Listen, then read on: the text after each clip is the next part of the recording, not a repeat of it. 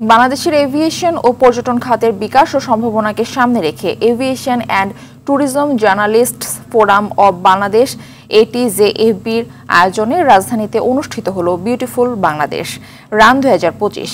ভোর 6টায় রাজধানীর হাতিরঝিল থেকে এই ম্যারাথন শুরু হয়ে 7:30টা নাগাদ শেষ হয়। ভোর 4টা থেকেই ম্যারাথনরা আসতে শুরু করেন হাতিরঝিল এলাকায়।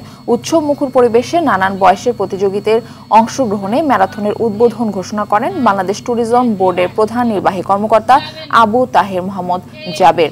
আয়োজনে প্রায় 750 জন ম্যারাথনার অংশ নেন।